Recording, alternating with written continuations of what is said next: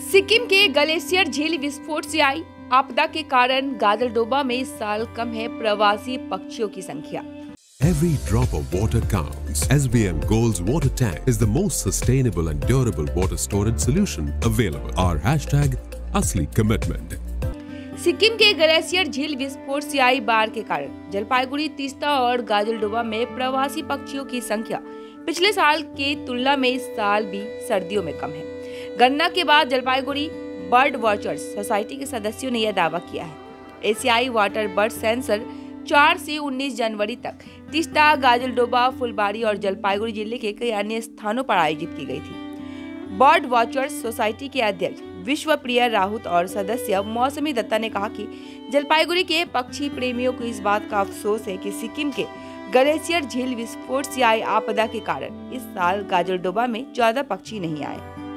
নাম পরিচয়টা দিয়ে কোথায় আপনারা কি করছেন? প্রতি বছরই এশিয়ান ওয়াটার বার্ড সেন্সাস হয়ে থাকে এই শীতকালে, কারণ প্রচুর মাইগ্রেটরি বার্ড বিভিন্ন জলাশয়গুলোতে আসে।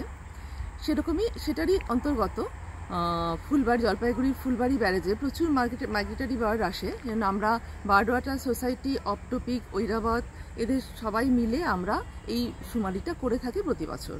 সেই জন্যই আজকে 12 তারিখে আমরা ফুলবাড়িতে এসেছি, ফুলবাড়ির পাখি গণনা করব।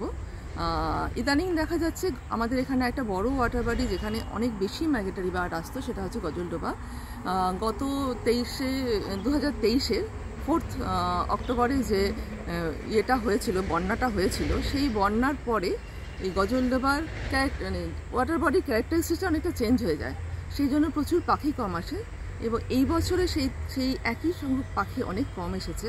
তা আমাদের আজকে দেখার যে সেই পাখিগুলো গেল কোথায়, সেগুলো কি ফুলবাড়িতে এসছে না অন্য কোথাও আছে, সেইটা দেখতেই আজকে আমরা ফুলবাড়িতে পাখি শুমারি করতে এসেছি।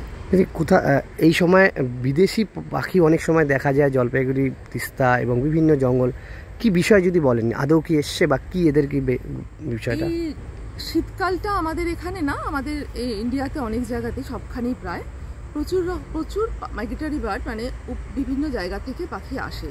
অ্যাকচুয়ালি যেটা হয়, এই পাখিগুলো যেখানে বিদেশে ব্রিড করে সেখানে ঠান্ডা পড়লে খাবারের স্বল্পতা দেখা যায়, তখন ওরা খাবারের খোঁজে অন্যান্য জায়গায় যেখানে একটু ঠান্ডাটা কম সেসব জায়গায় আসে। সেইটা তাদেরই আমরা মাইগ্রেটরি বার্ড বলি, যেহেতু তারা এই শীতকালটাই আমাদের এখানে দেখা যায়, অন্য সময় দেখা যায় না। এই পাখিগুলো কিন্তু আমাদের এখানে বিভিন্ন জলাশয়ে দেখা যায়, কোথাও কম কোথাও বেশি।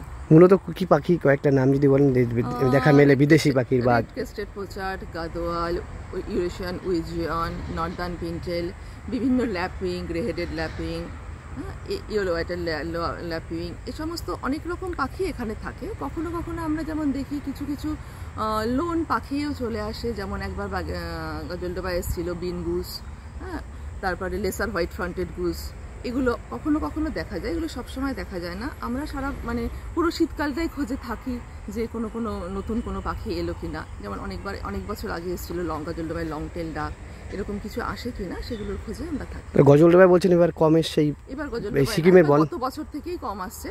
4 অক্টোবর যে বন্যা হয়েছিল সিকিমের, যে একটা সিকিমের সমস্ত মানে এতে কি হয়েছিল, এখানকার মানে জল প্রকৃতিটাও নষ্ট হয়ে গেছিল এবং জলও নষ্ট হয়ে গেছিল, যেহেতু ওখান থেকে সমস্ত রকম তেল থেকে শুরু করে সবকিছু ভেসে এসেছিল এখানটাতে।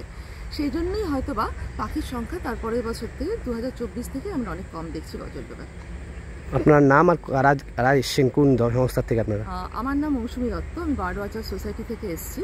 আরও আছে আমাদের সঙ্গে অপটপিকের এসছে, ঐরাবতের এসছে।